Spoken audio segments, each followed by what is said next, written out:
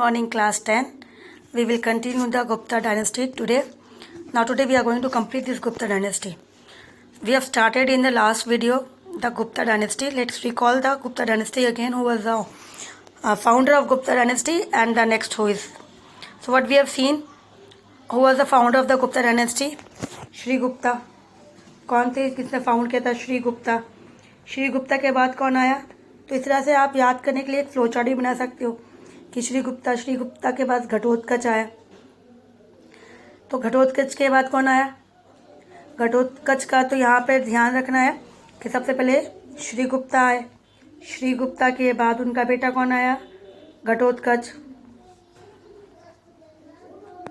फिर उसके बाद कौन आया? घटोत्कच के बाद चंद्रगुप्त मौर्य. चंद्रगुप्त फर्स्ट. ठीक है ना, चंद्रगुप्त फर्स्ट के बेटा कौन था? समुद्रगुप्ता. तो ये इस तरह से पिछले वाला याद रखना है कि श्री गुप्ता, फिर उनका बेटा हुआ श्री गुप्ता का घटोत्कच. फिर घटोत्कच का बेटा कौन आया? चंद्रगुप्त फर्स्ट. और चंद्रगुप्त का बेटा कौन आया? चंद्रगुप्त का बेटा हुआ समुद्रगुप्ता. तो इसी तरह से ये हो गए समुद्रगुप्ता. उसके बाद फिर समुद्रगुप्त के पुत्र कौन थे जो राजा बना? वो चंद्रगुप्त सेकंड बना. फिर चंद्रगुप्त का जो उसके बाद राजा बना वो कौन था? कुमारगुप्ता. फिर उसके बाद कौन बना? स्कंदगुप्ता. तो ये थे रूलर्स जो उसके बाद वन बाय वन आए. तो इसी तरह से इसकी फ्लो चार्ट बना लोगे तो इजी हो जाएगा. नाम याद रहेगा कि who was the main ruler who ruled in this Gupta dynasty. ठीक है, तो हमने यहाँ पे क्या पढ़ा था कि स्कंदगुप्ता के बारे में क्या पढ़ा था? That he was not the eldest one. हमने ये देखा था कि ये एल्डेस्ट सन नहीं था, फिर भी इसने रूल किया और ये सक्सेसर बना, मतलब कुमारगुप्ता के बाद ये रूल किया. और इसके बारे में जूनागढ़ में एडिक्ट में लिखी गई है, स्क्राइब किया गया है कि इन्होंने सुदर्शन लेक जो मौर्यन रूलर्स जो थे उन्होंने बनाई थी, उसको उसने रिनोवेट किया था. What is the meaning of renovate बना उसको जिस तरह से वो उसको वापस से अच्छे से कंस्ट्रक्ट करके नया बना देना. तो इस तरह से इन्होंने किया था. जूनागढ़ के एडिक्ट्स में ये भी लिखा गया था that was ascending the throne, कि जब वो राजा बने थे तो बाहर के जो इन्वेडर्स थे, फॉरेन इन्वेडर्स, वो उन्होंने बहुत बार उनको परेशान किया. कन्फ्रंट मतलब उनको रोकना, उनके रास्ते में रोकना, इसको परेशान करना इस तरह से. तो वो कौन था? ह्यूनस थे, जिसको बाद में फाइनली स्कंदगुप्ता ने उसको हराया था. ठीक है, तो अब हम जाएंगे. आज हमारा जो टॉपिक है इसका है कि cultural achievement of Gupta dynasty का क्या अचीवमेंट था. गुप्ता डायनेस्टी में कितने सारे लोगों ने, हमने नाम पढ़ा अब इतने सारे लोगों के, है ना, इतने सारे रूलर्स थे. सो मेन अचीवमेंट क्या था? कल्चरल अचीवमेंट क्या था इसका? क्योंकि इस पर क्वेश्चन आती है बोर्ड के अंदर, ये 4 मार्क्स में, कि cultural achievement of Gupta dynasty ये हो गया. और या फिर स्पेशली समुद्रगुप्ता के बारे में. तो हमने देखा इस सभी रूलर्स के अंदर सबसे ज़्यादा जो अच्छा काम किया है वो कौन था? समुद्रगुप्ता. तो इस तरह से याद रखना समुद्रगुप्ता. समटाइम्स इसके बारे में या फिर ना भी बोले तो आप दोनों को मर्ज कर देना है, इसके बारे में और ये वाला मर्ज कर देंगे तो हमारा जो है आंसर कंप्लीट हो जाएगा. तो देखते हैं यहाँ पे, देखो क्या बताया कि Gupta dynasty has immense importance. इनकी बहुत इंपॉर्टेंस उसकी कल्चर्स में दिखती है. जितने सारे रूलर्स आए थे, Gupta rulers they followers of Vedic religions. वो वैदिक रिलीजन्स के फॉलोअर्स थे. Samudragupta and Kumaragupta first had ever perform. इन्होंने परफॉर्म किया गया था अश्वमेध याजना परफॉर्म किया था.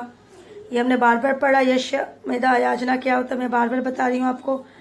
फिर they also supported Buddhism and Jainism. इन्होंने बुद्धिज्म एंड जैनिज्म को सपोर्ट किया. भले वो किसी समुद्रगुप्ता जो थे, देखा था हमने, गॉड विष्णु को मानते थे, लेकिन फिर भी वो बाकी रिलीजियस को भी इम्पोर्टेंस देते थे.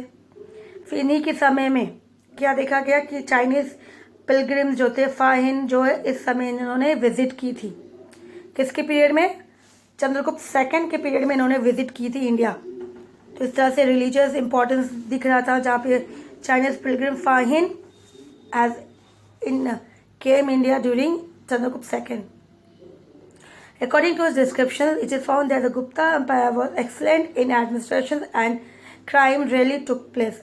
तो यहाँ पे उन्होंने कहा कि उसके अकॉर्डिंग जब उन्होंने वापस गए थे, फाइन ने भी बुक लिखी थी इनके बारे में भी लिखा था, तो उन्होंने लिखा कि बहुत ही एक्सेलेंट एडमिनिस्ट्रेटिव जो सिस्टम थी राज्य को चलाना, वो बहुत ही अच्छा था, और क्राइम बहुत ही कम, कि कुछ क्राइम होता है ऐसा कुछ भी बहुत रेयर होता था, रेयरली मतलब बहुत कम। The burden of tax also less, लोगों को जो टैक्स देना पड़ता था वो भी इतना ज़्यादा नहीं था, उतना बोझ नहीं था लोगों के ऊपर कि हमें राजा को टैक्स देना है, इसका कुछ भी नहीं था। Sanskrit was the official language, इस समय संस्कृत जो थी ऑफिशियल लैंग्वेज रखी थी अपने राज्य में उन्होंने। Kalidas the compose of the play Abhimanyu Shakuntalam and the great epic Raghuvamsham Shudraka the writer of the play Mrichchhakatikam, ये इन्होंने लिखी थी इस तरह से। Vishakha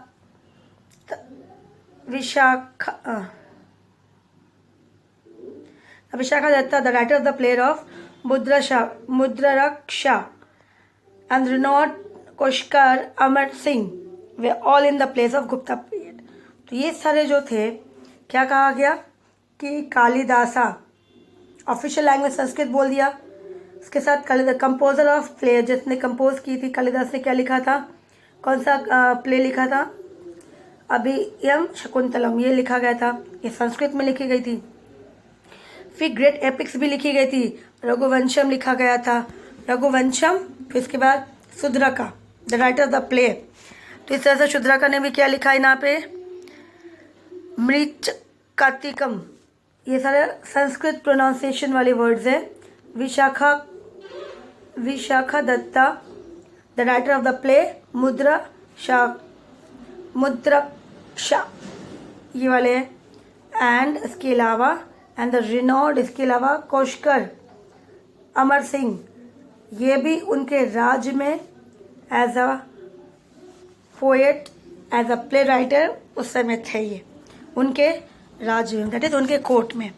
Ramayan Mahabharata and Manu Samhita were created in their present form in Gupta period also, तो कहा गया ये चीज़ें भी इनके पीरियड में रखा गया था। ठीक है, तो इसी तरह से प्रेजेंट फॉर्म जिस तरह से उसको वैसे ही क्रिएट करके रखा था मनु संहिता, इस तरह से। ग्रेट मैथमेटिशियंस मैथ्स आर्यभट्ट,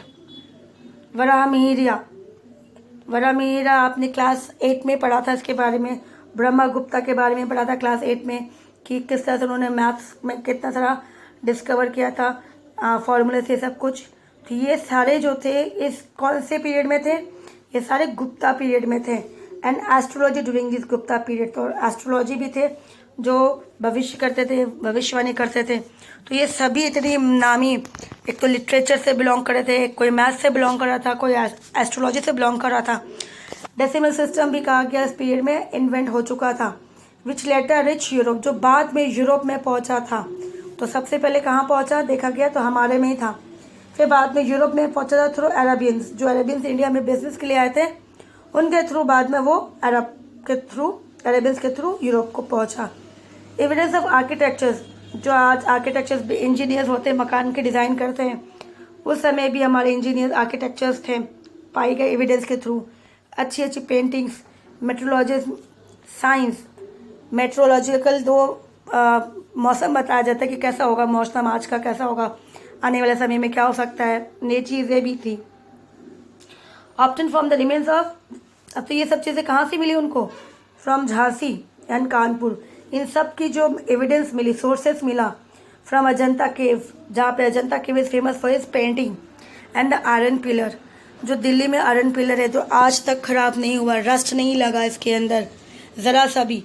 ये सारा एग्जाम्पल प्रूव करता है कि हमारे गुप्ता पीरियड में इतना सारा सब कुछ जो है आर्किटेक्चर्स, ये से लेके साइंस से लेके मैथ से लेके डेसिमल से लेके एस्ट्रोलॉजी से लेके, ये कल्चरल अचीवमेंट था किसका, गुप्ता पीरियड का। ठीक है, तो आगे बढ़ते हैं।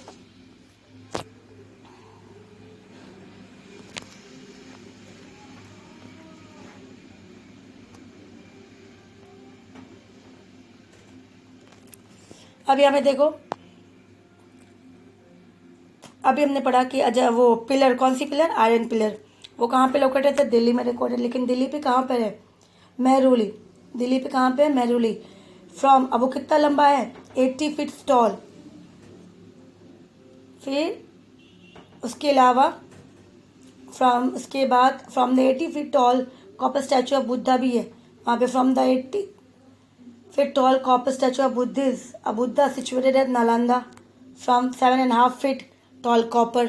तो इसी तरह से इसके बारे में बता दिया गया कि आयरन पिलर के अलावा भी बुद्धिस्ट की जो अपनी स्टैचू मिली थी वो कॉपर से बनी हुई थी। 80 फीट टॉल बताया गया नालंदा यूनिवर्सिटी की वहाँ पे।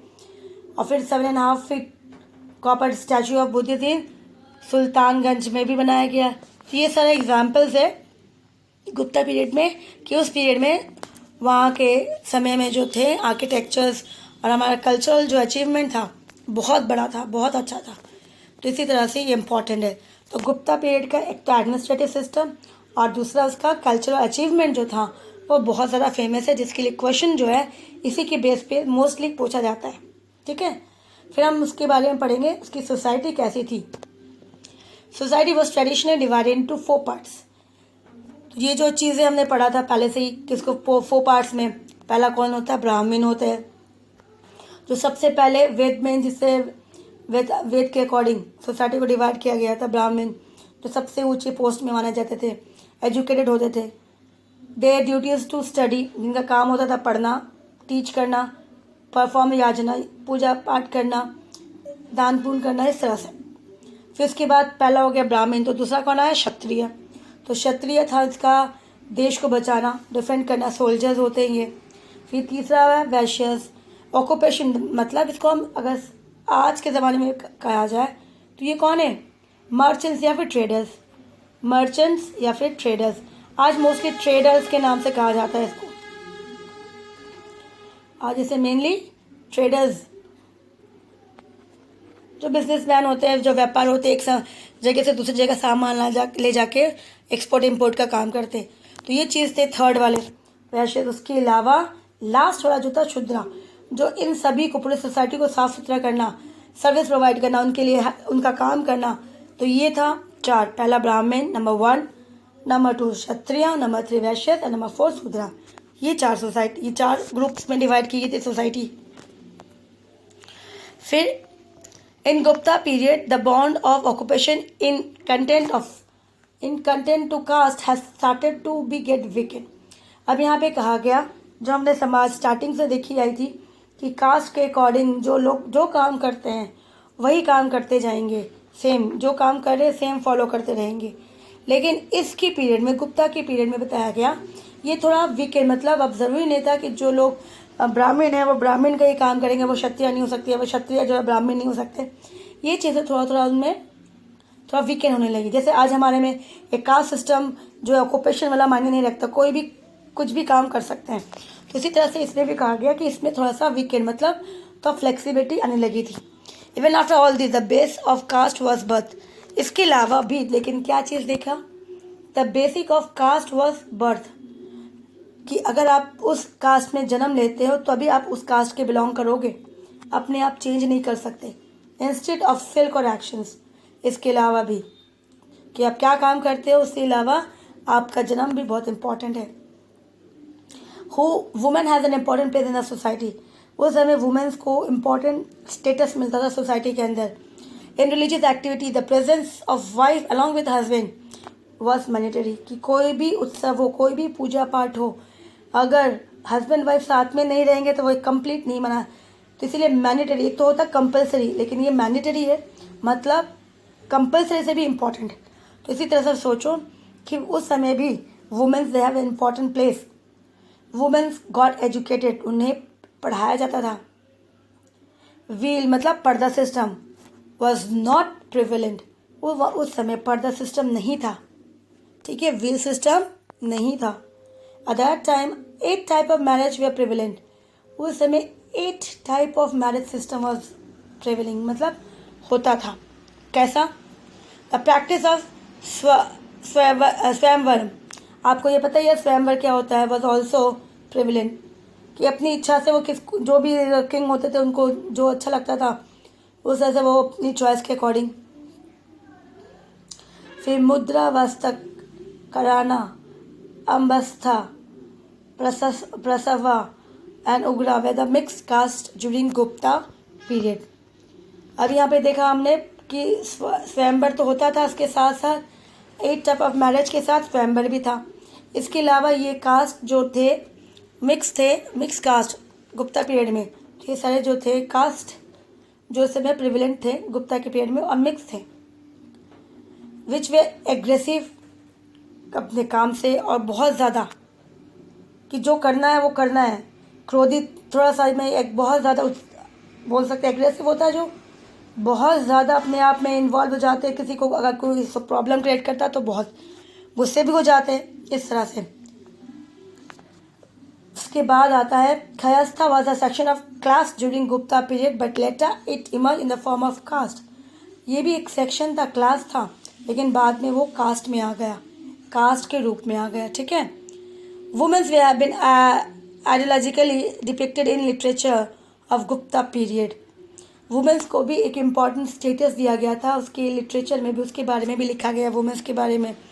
इन case of not having a son, अगर उनके पास कोई अपना बच्चा नहीं है, the wife has initial right to her husband property. तो मतलब सोचो कि अगर उसके पास कोई बच्चा नहीं है तो प्रॉपर्टी कोई और ले लेगा, ऐसा नहीं है, कहा गया वाइफ को ही मिलेगा हस्बैंड का प्रॉपर्टी। तो इसी तरह से ये चीज़ें बीच में कहीं ना कहीं ये चीज़ें सारा ख़त्म हो चुका था। वुमेन्स के राइट्स नहीं थे, एजुकेशन राइट्स नहीं थी, और अगर हस्बैंड सन नहीं है तो हस्बैंड के बाद वो प्रॉपर्टी उसके भाई के पास चली जाती थी, मतलब हस्बैंड के भाई के पास चली जाती थी। तो सोचो ये इतना बीच में चेंजेस कहाँ से आया। ये चेंजेस करता कौन है? चेंजेस इंसान ही करते, ह्यूमन्स ही करते, अगर उनको लगता है ये सही नहीं है हमें। तो इसी तरह से इसके बाद जो लोग आए होंगे उनको लगा होगा यार वुमेन्स को बहुत सारे राइट्स मिल गए, हमें उनसे ये राइट्स छीन लेना चाहिए। तो इसी तरह से इस समय में वुमेन्स को अच्छी खासी राइट्स मिली थी। ठीक है। अब ये देखो गुप्ता पीरियड वाला है, ये हमने आगे भी बताया था आपको, वही वाला है वटाका। ये देखो ये छोटा सा है, बाद में जिस तरह से उसने टेक्निकली इस एरिया को भी उसने कैप्चर किया था। ठीक है। तो ये हमारा हो गया। We will move to the next content today.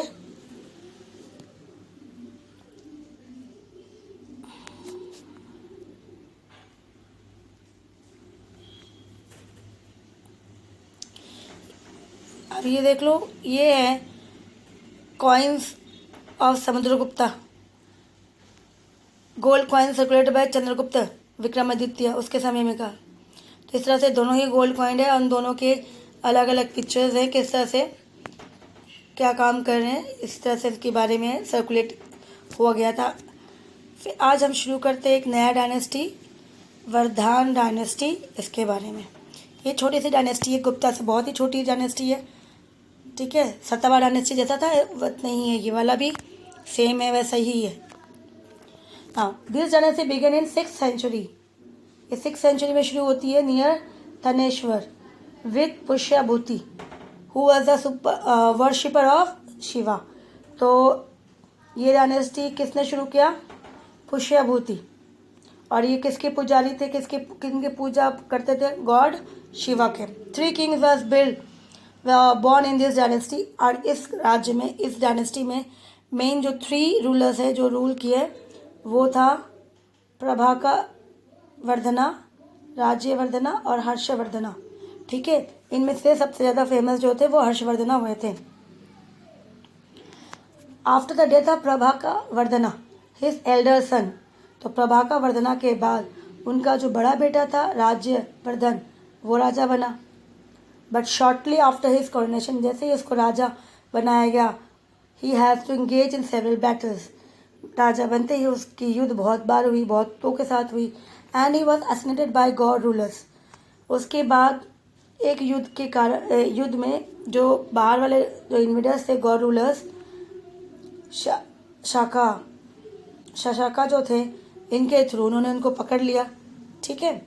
After this his younger, इसको पकड़ लेने के बाद फिर इसके जो छोटे भाई थे, his younger brother Harshavardhana become the ruler who rule for 40 years and expand his glory. तो उसके बाद एसिनेटेड हिम, इसको पकड़ लिया। और उसके बाद उसके साथ जो भी एसिनेट किया, पनिशमेंट किया, तो उसके लिए उसके छोटे भाई को बनाया गया राजा हर्षवर्धना को। उसके बाद कहा गया हर्षवर्धना ने कितने दिन तक रूल की, 40 ईयर्स तक रूल की, और इसने अपना एक्सपैंड पूरा राज्य जितना बड़ा करना था वो किया उन्होंने अपने बल पे।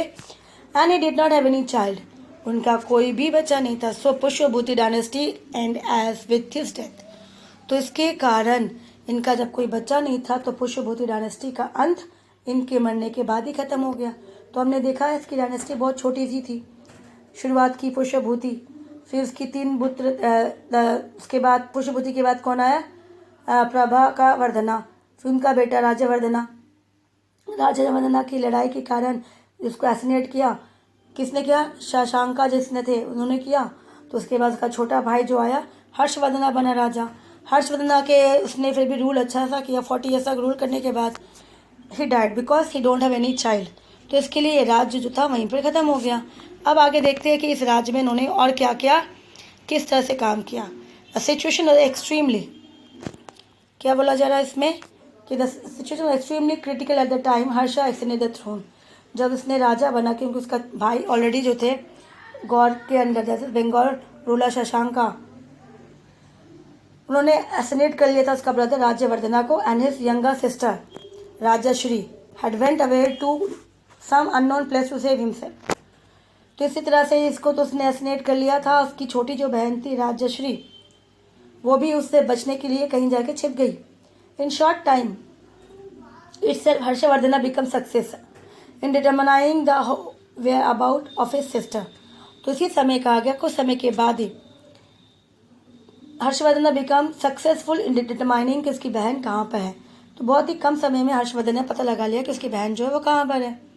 तो इसीलिए कहा गया in short time itself Harshavardhana came become successful in determining, मतलब पता लगा लिया। He enter into an alliance with king Bhaskar Varma of Kamarupa. तो इसने क्या किया, इसने थोड़ी अपनी ट्रिक लगाई कि अकेले लड़ने से बेटर है कि हम अपने आसपास के रूलर्स के साथ अगर मिल जाते हैं। तो उसने अलायंसेस अपने आसपास के जो किंग्स थे उनके साथ हाथ मिला लिया, अलायंस में चले गए। तो कौन थे वो king, Bhaskar Varma of Kamarupa send a large army. उसके बाद उसने फिर मिल के उसने एक सेना तैयार किया, और किसके खिलाफ, शशांका के खिलाफ। थ्रो इन द साउथ, तो इसने साउथ में, क्योंकि उसके राज्य नॉर्थ ईस्ट से लेके नीचे south, through in the bat throughout in the south his army were forced to return back from the bank of river Narmada. तो ये नर्मदा रिवर्स के वहाँ से वापस आना पड़ा बाय किंग पुलकेशिन सेकेंड। तो यहाँ पे शशांका के खिलाफ उसने आर्मी तैयार की, आर्मी को भेजा, लेकिन साउथ में कहा गया आर्मी जो थी वापस आ गई। और साथ में कौन सा रूलर था उनके, by king Pulakeshin second in his long tenure of king rule. इसके लंबे समय में Pulakeshin second in his long tenure of rule he waged continuous battle, इसने बहुत लड़ाई लड़ी। The boundaries of Harsha empire extended from snow laden mountains, कहा गया नॉर्थ हिमालय से शुरुआत होती है till the bank of river Narmada in the south. तो मतलब नॉर्थ हमारा हिमाद्री से शुरू होकर Narmada, that is Jammu and Kashmir MP, नीचे गुजरात, महाराष्ट्र, गुजरात, और जिस तरह से ये कहाँ है नर्मदा, ये महाराष्ट्र आ गया, गुजरात आ गया, तो ये रहा नर्मदा। तो सोच लो ऊपर से ये नर्मदा रिवर है, ये वाला नर्मदा रिवर, ठीक है ना, नर्मदा ये वाला रिवर। यहाँ पे विंध्या रेंजेस है, इसके अंदर ही विंध्या रेंजेस आती है इस तरह से। तो ये एरिया नॉर्थ से लेकिन उन्होंने साउथ तक, नर्मदा के एरिया तक उन्होंने रूल किया। बाउंड्रीज बता दिए कि कहाँ से कहाँ तक थी। गुज्जन in the Ganjam in the east till Vallabhi in the west. Kannauj was a capital, इन्होंने कन्नौज को कैपिटल बना के रखा था, ठीक है। Harsha has taken up the title of Maharajadhiraja, इनको टाइटल दे दिया गया महाराजा धिराजा का। And he was a worshipper of Shiva, भगवान शिव को मानते थे, सन गॉड को मानते थे। Later he was largely inclined toward Mahayana Buddhism, बाद में फिर ये बुद्धिज़्म बहुत ज़्यादा इसकी जो अट्रैक्ट थी, कुछ मतलब बुद्धिज़्म में बहुत ज़्यादा लगाव होने लगा, रुचि होने लगी, इसके लिए इन्होंने इसको बुद्धिज़्म को भी अपनाया। Once in every 5 years, he used to organize a large ceremony on the Confluence River point of Ganga Yamuna and perform charity and other work of public welfare. तो किया गया, हर 5 साल में ये एक बहुत बड़ा यज्ञ करते थे, ठीक है, पूजा करते थे, जहाँ पे गंगा एंड यमुना मीट दोनों जहाँ मिलती है, और वहाँ पे दान पुण्य किया जाता था, पब्लिक वेलफेयर, लोगों की भलाई के लिए जो हो सके वो करते थे।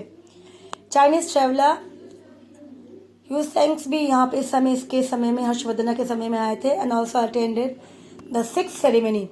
उन्होंने 6th सेरेमनी इनकी अटेंड की थी। हर्षवर्धना कंपोज 3 प्ले, इन्होंने कंपोज खुद लिखी थी, 3 प्लेस लिखी थी संस्कृत लैंग्वेज में, नागानंदा, रत्नावली एंड प्रियदर्शिका। ये अंडरलाइन कर देना कि इन्होंने कितनी सारी बुक्स लिखी थी, कितनी प्ले लिखी थी। ये 3 प्लेस लिखा था, Nagananda, Ratnavali and Priyadarshi. Harshavardhana has provided shelter to, कहा गया हर्षवर्धना के समय में बाना भट्ट आए थे इनके शरण में। कंपोजर ऑफ कदम्बरी एंड हर्षचरिता, जिसने इनके यहाँ पे आने से इन्होंने 2 बुक को कंपोज किया था, एक तो कदम्बरी और हर्षचरिता, हर्षवर्धना के बारे में। Mayur, Subandhu, Matang, Divakar, Ishan and many other scholars, ये सभी एंड चाइनीज ट्रैवलर्स ह्यूसेंग्स भी इसी समय आए थे, हर्षवर्धना के समय में, ठीक है। तो इसी तरह से ये हर्षवर्धना की डायनेस्टी जो थी बहुत ही छोटी थी। नेक्स्ट में देखते हैं इनका, ये देखो, ये इनका पिक्चर है। यहाँ पे कंटेंट में क्या है, एम्पायर्स ऑफ हर्षवर्धना, जो कलर्स दिख रही है लाइट ब्राउन कलर की, तो ये शुरुआत हो रही है यहाँ से।